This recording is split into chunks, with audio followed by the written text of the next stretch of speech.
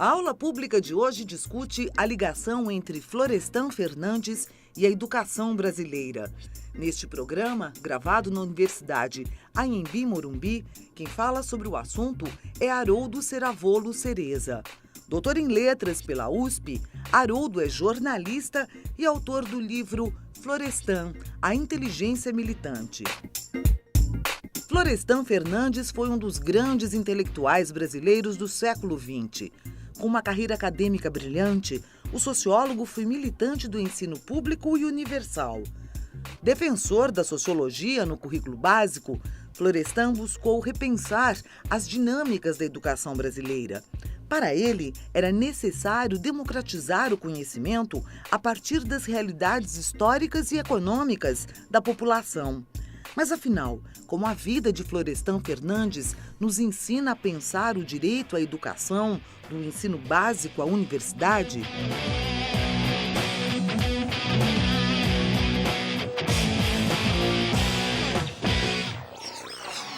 Florestan Fernandes é um dos grandes intelectuais brasileiros, do grupo dos intelectuais que escreveram o que a gente chama de Interpretações do Brasil. Florestan escreveu um livro, especialmente, que coloca ele como uma leitura obrigatória para quem quer pensar o Brasil, os problemas brasileiros, que se chama A Revolução Burguesa no Brasil. Esse livro é publicado nos anos 70, mas ele é o resultado de uma longa trajetória. Mas quem que é o Florestan Fernandes e por que ele é especial? Florestan Fernandes vem de uma família pobre, ele é filho de uma empregada doméstica, ele não conhece o pai, a irmã dele morre quando ele é uma criança e ele tem muita dificuldade de estudar. Florestan Fernandes vai começar a estudar na idade certa, aos 6 anos, mas quando ele está no 3º ano, ele tem que abandonar a escola para trabalhar. Na verdade, ele já vinha trabalhando um pouco antes. Ele diz que desde os 6 anos de idade, ele trabalhava ajudando em barbearias, a limpar o chão, a organizar o espaço da barbearia, varrer o chão. Ele também, foi muito tempo, ele trabalhou como engraxate. E ele sofria para conseguir ajudar em casa a mãe a se manter. Ele nasceu em 1920, então mais ou menos em 37, 38, ele consegue fazer o que a gente hoje chama de educação de jovens e adultos, e ele consegue estudar numa escola, consegue desconto, porque esse curso era pago, consegue se formar, e ele fica sabendo que existe uma coisa nova no país, na cidade de São Paulo, que tinha 5, 6 anos, que se chamava Universidade de São Paulo.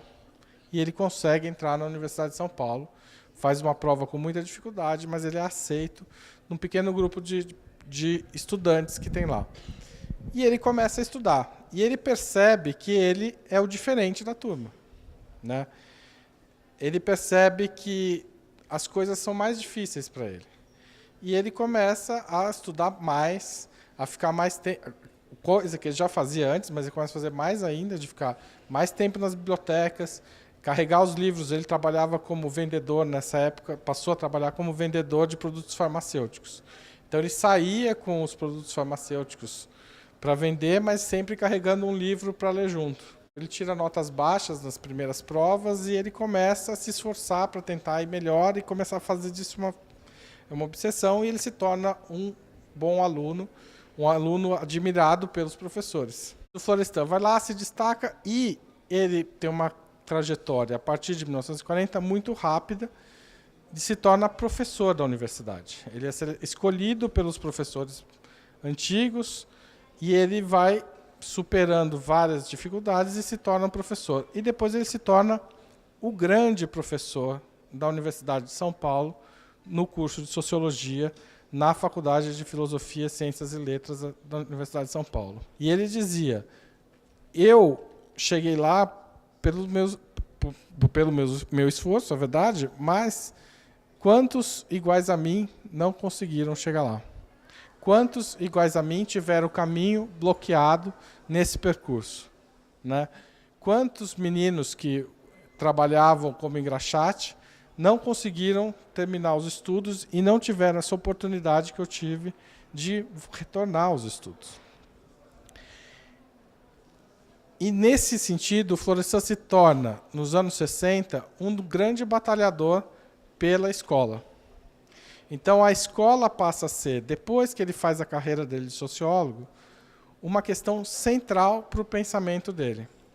Florestan Fernandes vai participar de uma campanha em defesa da escola pública nos anos 60, uma campanha que foi muito forte e que um dos resultados dessa campanha foi uma reação que deu no golpe de 1964. O golpe de 1964, um dos motivos que ele aconteceu foi para bloquear uma tentativa de democratização da escola pública, de ampliação da escola pública. Depois, o Florestan Fernandes vai ser eleito deputado federal em 1986. E ele vai, por opção, pedir para participar da Comissão de Educação da Constituinte.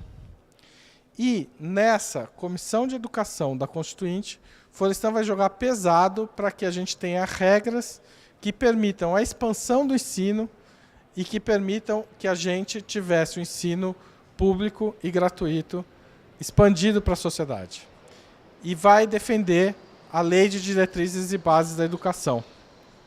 Então, Florestan Fernandes vai voltar boa parte da sua vida para a defesa daquilo que ele não teve, que era uma educação regular e uma educação que pensasse em cada um dos indivíduos. A vida do Florestan, ela serviu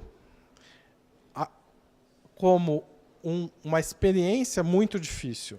A forma como ele conta a vida dele é bastante... Você sente a dor em cada passo em que ele deu, né? Florestan Fernandes vai falar, por exemplo, que entre os familiares dele havia uma resistência muito grande que ele estudasse, porque eles tinham medo que, se ele estudasse, ele poderia deixar de ser um deles.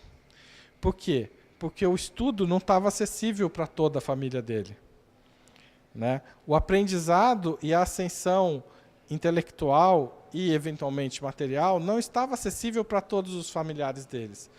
Então, o que a família fazia? Ela criava... muitas vezes, em vez de ajudar, ela criava algumas dificuldades a mais para ele.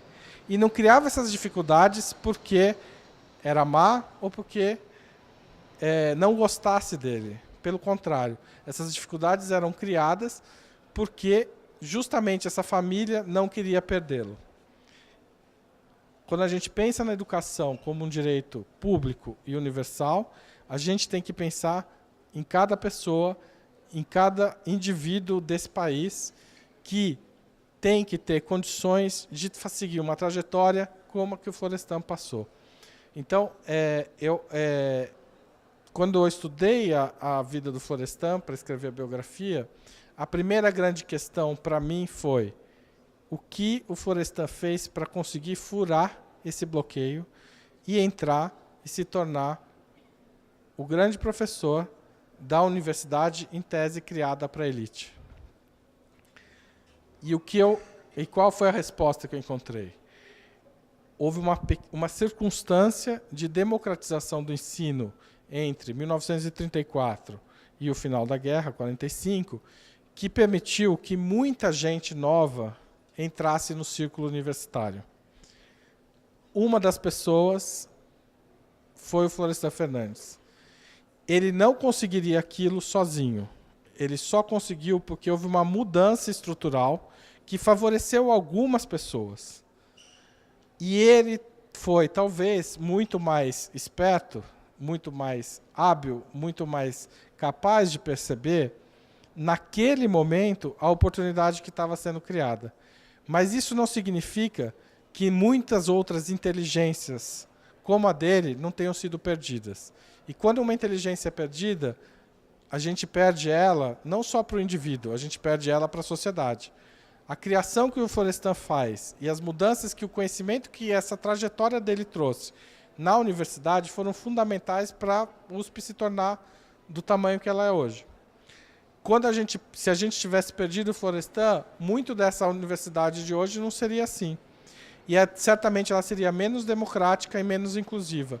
E isso tem repercussões para além, obviamente, da Universidade de São Paulo, tem repercussões para o ensino como um todo do país, inclusive por conta da participação dele na Constituinte em 86.